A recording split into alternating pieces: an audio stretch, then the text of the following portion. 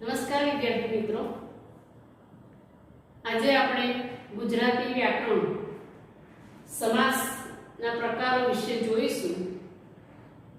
ધોરણ 8, 9, 10 અને કેટલીક સ્પર્ધાત્મક પરીક્ષાઓની અંદર પણ સમાસના પ્રકારો ઓળખવા વિશે પૂછાય છે.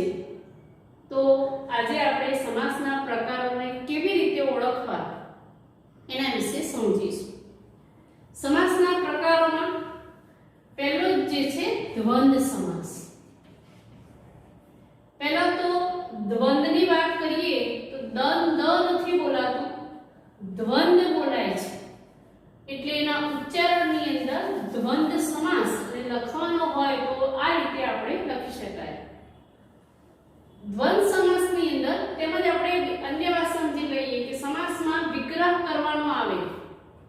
વિગ્રહ કરવો એટલે છૂટા પડવો. તો દ્વંદ્વ સમાસની અંદર ઓળખતી વખતે બંને પદ વિશે શબ્દ વિશે આપણે આગળ ભણી ગયા છે કે ર એ વર્ણ છે, રા એ વર્ણ છે, મ એ વર્ણ છે.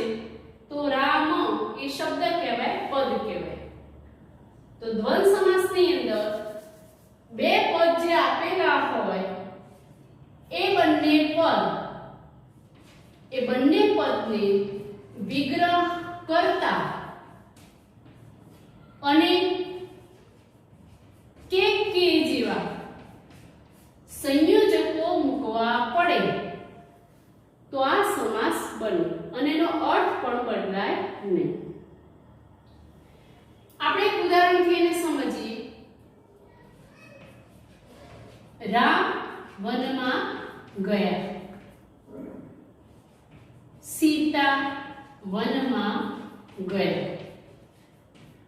જ્યારે આપણે એમ કહેવું હોય કે રામ અને સીતા વનમાં ગયા કે પછી સીતા અને રામ વનમાં ગયા, તો એનો અર્થ બદલાતો નથી. રામ અને સીતા બોલીએ કે સીતા અને રામ કહીએ, એનો અર્થ બદલાતો નથી. માટે આવા જે ઉદાહરણ પદ જે આપણને બે આપેલા હોય એનો આપણે સંયોજકો અને કે દ્વારા એનો વિગ્રહ કરતા એનો અર્થ બદલાય નહીં એ રીતે એ શબ્દને આપણે છૂટા પાડીએ છીએ તો એ દ્વંદ્વ સમાસનો પ્રકાર કહી શકાય. એમાં બીજા ઉદાહરણો જોઈએ. જો રામ અને લક્ષ્મણ છે તો આપણે વિગ્રહ કરીએ, કોઈ પણ આ ઉદાહરણમાં એનો વિગ્રહ કરીશું તો જ આપણને એનો પ્રકાર ખ્યાલ આવશે.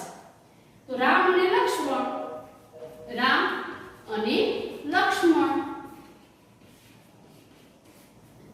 એવી જ રીતે આપણે કેટલાક ઉદાહરણોની અંદર કે વૈકલ્પિક જે છે કેટલાક ઉદાહરણોમાં જોઈએ તો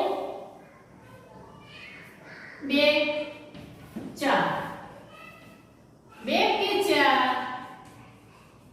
એમાં કે મૂકવું પડે.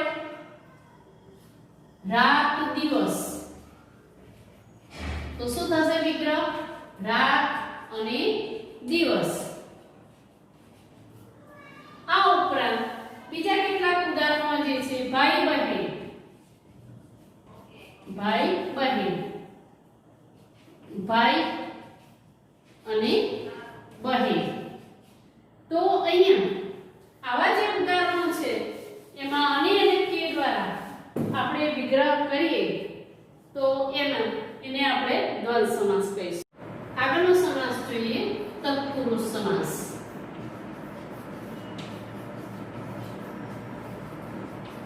તત્પુરુષ સમાસની અંદર બે પદ, હવે દરેક સમાસમાં બે પદ તો હશે જ, એનો આપણે અલગ અલગ રીતે નિયમ પ્રમાણેનો વિગ્રહ કરવાનો છે. એમાં તત્પુરુષ સમાસની અંદર વિગ્રહ કરતા પ્રથમ પદ પછી વિગ્રહ કરતા વિભક્તિના પ્રત્યયો એટલે કે અણુ એ, થી, માં, વડે, નવા, નો, ની, નું, ના દ્વારા જો વિગ્રહ કરવામાં આવે કહીશું. એના કેટલાક ઉદાહરણો જોઈએ. પ્રભુ ભક્તિ. આપણે જે શબ્દો બોલતા હોઈએ છીએ વ્યવહારિક જીવનની અંદર એવી રીતે આપણે એનો વિગ્રહ કરીશું. પ્રભુ ભક્તિ. તો જુઓ, પ્રભુ એ ભક્તિ એમ નહીં થાય. પ્રભુથી ભક્તિ એ રીતે નહીં બોલીએ. પ્રભુમાં ભક્તિ એ રીતે નહીં બોલીએ. વડે નહીં બોલીએ. ન પ્રત્યેની અંદર નો ની નું ના ગમે તે. તો પ્રભુ ભક્તિ તો આપણે વિગ્રહ શું કરીશું? પ્રભુની ભક્તિ. તો ની એ વિભક્તિનો પ્રત્યય આવે. એવી જ રીતે એટલે એના આપણે પ્રકારના તત્પુરુષ સમાસ કહીશું. નંદ કુંવર. તો શું થશે વિગ્રહ? નંદનો કુંવર. એ જ રીતે શોકાતુર. શોકાતુર. તો એનો વિગ્રહ કરતા સો વડે આતુર. વિભક્તિનો પ્રત્યય વડે મૂક્યો આપણે. અહીંયા રાજકુંવર. શું થશે વિગ્રહ? રાજાનો કુંવર. નો પ્રત્યય મૂક્યો. તો આવા ઘણા બધા જે છે ઉદાહરણોની અંદર જો ફરીથી યાદ કરી લઈએ કે બીજા પદ પછી બે પદ તો દરેકમાં હશે. પ્રથમ પદ પછી વિભક્તિનો પ્રત્યય એ થી માં વડે ન જો એમાંથી કોઈ પણ મૂકવો પડતો હોય, નમા નોની નું ના ગમે તે, તો એ તત્પુરુષ સમાસ કહેવાશે. એ પછી ત્રીજો પ્રકાર આપણે જોઈએ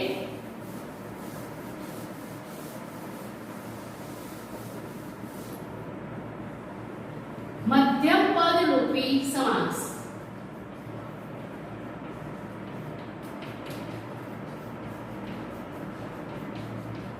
આ સમાસની અંદર જો દરેક સમાસની જેમ બે પદ તો આપેલા જ હશે, પણ વચ્ચેનું જે છે એ મધ્યમ પદનો લોપ થયેલો હોય તો એને આપણે મધ્યમ પદ લોપી સમાસ તરીકે ઓળખીશું. એના આપણે ઉદાહરણથી સમજીએ. દાખલા તરીકે સિંહાસન. આ ઉદાહરણ છે. હવે આનો આપણે વિગ્રહ કરીએ. બે પદ છે સિંહાસન. તો વિગ્રહ કરતા આપણે સિંહનું આસન એમ નહીં કહીએ. સિંહ અને આસન નહીં બોલે એટલે દ્વંદ સમાસ તો એ રીતે નહીં થાય. અને વિગ્રહ કેવો થશે? તો અહીંયા સિંહાસન કોને કહીશું? સિંહની આકૃતિ વાળું આસન. હવે જો બે પદ છે તો પ્રથમ પદ એટલે સિંહ, આસન એ અંતિમ પદ. પ્રથમ પદ અને અંતિમ પદના વચ્ચેનું પદ જે છે આકૃતિ વાળું એને આપણે કયું પદ કહીશું? મધ્યમ પદ. અને સિંહ પછી આ વિભક્તિનો પ્રત્યય તો આપણે મૂકીશું. તો અહીંયા જુઓ કે પ્રથમ પદ છે, અંતિમ પદ છે, મધ્યમ પદ એનો અહીંયા આ ઉદાહરણમાં વચ્ચે લોપ થયેલો છે. લોપ થયો છે એટલે દેખાતું નથી. આપણી ગુજરાતી ભાષાની અંદર વાક્યની અંદર વાતની અંદર આપણે કશું ન દેખાતું હોય તો આપણે જે બોલીની અંદર બોલી દેતા હોય છે અલોપ થઈ ગયું.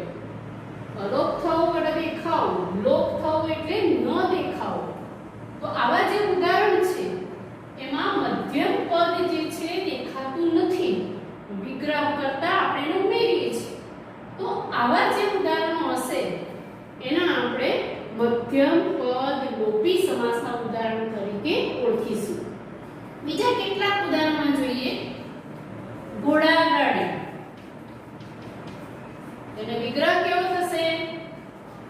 ઘોડા વડે ચાલતી ગાડી.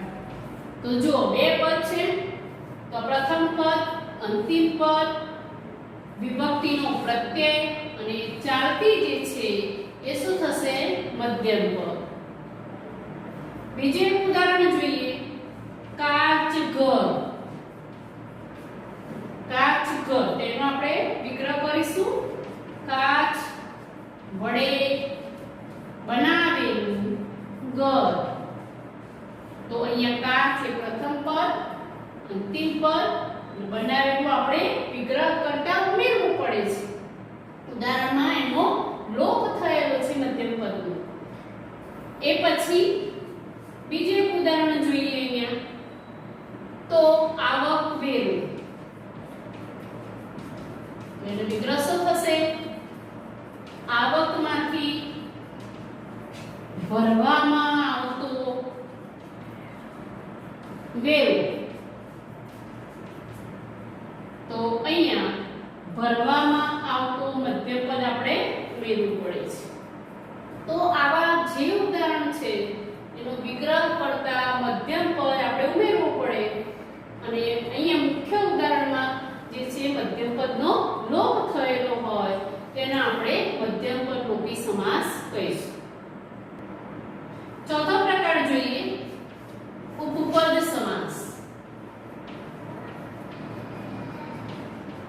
આ સમાસની અંદર જે બે પદ હોય એમાં આ બીજું પદ જે છે એ ક્રિયાપદ પરથી બનેલું હોય. ક્રિયાપદ પરથી બનેલું હોય. હવે એમાં ક્રિયાપદ એટલે ખાઓ, પીવો, રમવો, બેસવું જે ક્રિયા છે તો એ ક્રિયાપદ જે છે લખેલું હોય. હવે કેટલાકમાં એના ટૂંકાક્ષરી જે છે આપણે સમજી લઈએ. તો જ એટલે જન્મ અને વિગ્રહ કરીશું તો જન્મના. જ્ઞ એટલે આપવું તો આપના. દા એટલે આપવું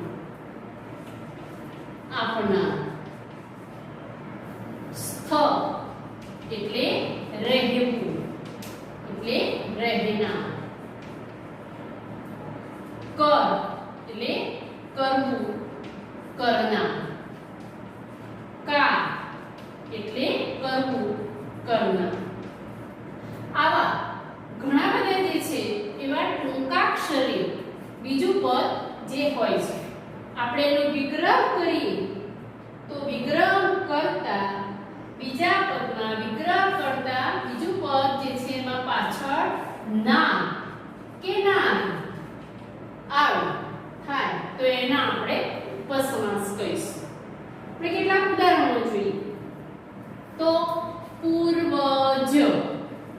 હવે જો આ ઉદાહરણની અંદર પૂર્વ એ પ્રથમ પદ, બીજું પદ એ જ. તો એનો વિગ્રહ શું કરીશું? પૂર્વજ તો પૂર્વે જન્મના. તો ના એ ક્રિયાપદ પરથી બનેલો પાછળનો શબ્દ આવ્યો. એ જ રીતે અનુજ. અનુજ કોને કહીશું? પછીથી જન્મના. જ્ઞ તો અહીંયા એટલે આ ઉદાહરણ જોઈએ. સર્વજ્ઞ. સર્વજ્ઞ તો જો બીજું પદ જ્ઞ તેનો શું થશે? આપવું. એના વિગ્રહ કરતા આપણે એને આપના. તો સર્વજ્ઞ બધું આપના. અહીંયા દા એટલે આપવું. જસોદા તો જસ આપના. પ્રેમદા પ્રેમ આપના.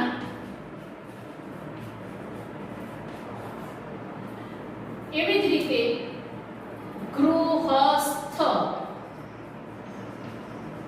તો ઘરમાં રહેનાર.